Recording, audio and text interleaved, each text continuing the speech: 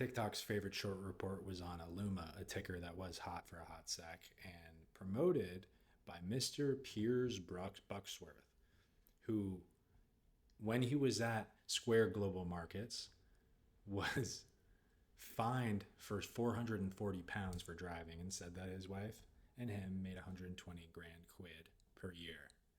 Okay, it's okay to make 120 grand quid per year, but then he's going around saying he's hot shit and he's been a professional trader for 23 years or whatever. Sales, sales, sales. He may be executed here. He's done zero institutional trading. When you go to the company, what do you notice on the website? First of all, this doesn't pass the smell test. These are all stock photos. All stock photos. I mean, I get it for a small company, whatever, but you got to show the clean room. This guy, that's a Taiwanese man. This company is 15 minutes away from me. So obviously, I do a site visit. What happens? I start filming. I go at night. I go at 5 p.m. I go at 7 a.m. I go 5 days straight at different times, and I see no employees. Zero. Then I'm making friendly. I'm following around. Hey, are you guys Aluma employees? And they share the building with Toyon. Toyon is a defense company. It's private. It's, $120 million valuation. It's but it's a legit company. They have way more space than Aluma. And I'm talking to employees. Do you ever see anyone go in and out there? Like maybe like a couple of people. Not really. Every time I went there, I would before they called the cops on me and I had to stay across the street. I'd go in there. There's nobody at the desk. It looks like a classroom. Like obviously you can't see the clean room back there, but as I described, there's not much in the clean room. You just have to look at the balance sheet. Again, nobody there. Might as well go. UCSB connections. Everyone's from UCSB. We specialize in very high performance semiconductors. It's all fucking buzzwords. The Peter Thiel 0 to 1 thing? They say they're going towards 10 different markets. This was a real quote from a TV interview that they did as Craig Hallam's pushing them up there because they make a bunch of money. We specialize in very high performance semiconductors that can scale for consumer markets. He's like being told all the keywords.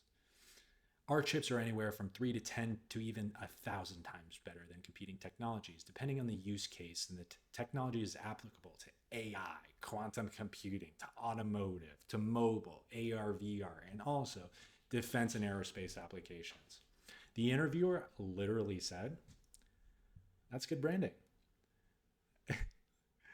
You gotta have a smell test, right? You gotta have a smell test. You gotta understand how hard it is to compete with the big boys and how good you have to be at one thing and take it to the finish line. Again, this company has been pedaling around. The revenue hasn't gone up over the past year. The analyst reports, you read them, super bullish, ridiculous growth assumptions based on no growth. Every time that he gets a softball, he doesn't even answer. Talking about scale, who are the partners? He won't list the partners because the partners don't want to work with you. And one of the main reasons partners don't want to work with you, first of all, in gas on silicon, the last part, AS, is arsenide. You have to hermetically seal a clean room. You can't have silicon photonics for a typical semiconductor and be in tower semi.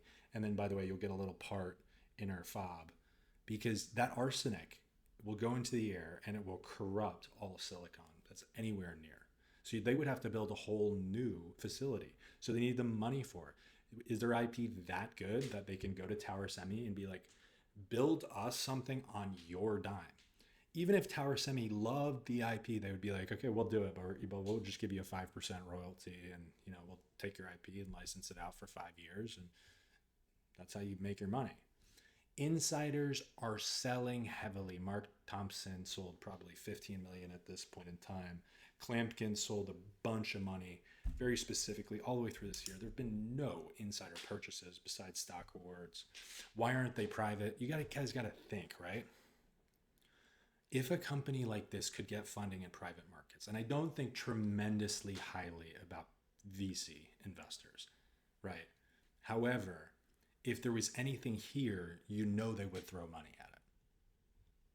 It's not bullish that you get access to it. And it's the same with a lot of these robotics companies and This is the microcap game. You really got to know what you're doing. If it's a tech microcap, why is it public? It's like biotech. It's like biotech investing, honestly. People see buzzwords. They think it's a lottery ticket. The chance of payout is essentially zero. They haven't showed a full wafer at scale. What they're touting is a half wafer. They do not, just because you're substrate doesn't mean your process. They keep on saying that it can scale, but they've never been to scale, and they do not explain how it can get to scale.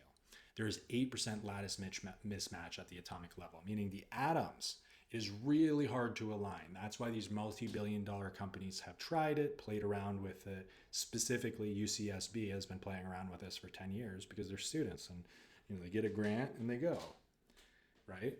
He has never explained the tech solution, right? It just, listen, you want to say it's IP, he wants to protect it.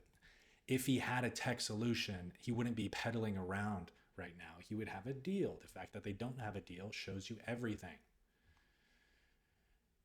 If he had something, Lumentum and Coherent would buy the IP. $300 million, they just got $2 billion from NVIDIA. Like, let's use our heads here, right? You don't think Broadcom would buy them as a $1 trillion company? Might be a little less now. The swear wafer, it's like, it doesn't, the LiDAR, right? It's too expensive to go into an iPhone.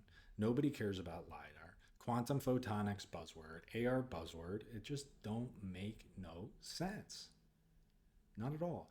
Not only that, I don't know where this is in the article, but in the same UCSB lab, not only is everything that he's coming out with that's academic, which is like one thing, it's all co-written by UCSB professors who all bought the stock. I have confirmation from students of that, including the economics teacher that's like telling his students in class, you should really check out this stock.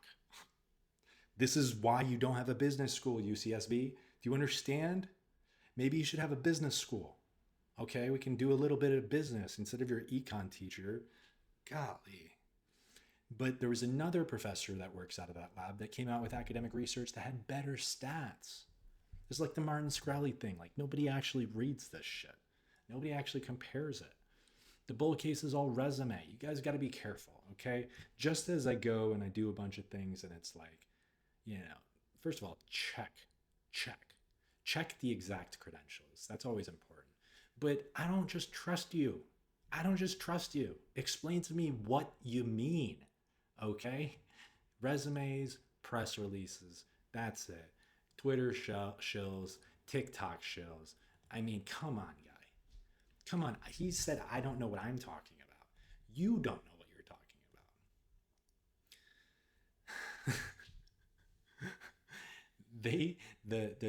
The bucket shops, they're bucket shops that took this public, extracted 8.2 million from that's estimate, based on what the sleeve was and how much underwriting they got, but I'm estimating at 8.2 million for a company that makes $4.7 million per year in revenue. Insiders have dumped probably 20 million at this point in time. It is disgusting. Then this is an interesting read if you want to go through it. This is the mechanics of what's wrong in the microcap space and basically the game. And quite frankly, it should be investigated. It's not going to be investigated.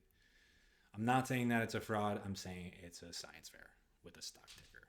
That's the thesis. This is the performance. I came out with it at $19, $19.50. All right. Now, where's it now? Can someone tell me where the stock price is now? As Apex Trading says he's stop lossing at $10.50.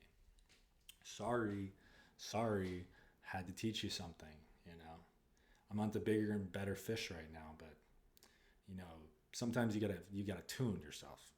And I tuned myself on Aluma, and I think everyone thought it was hilarious.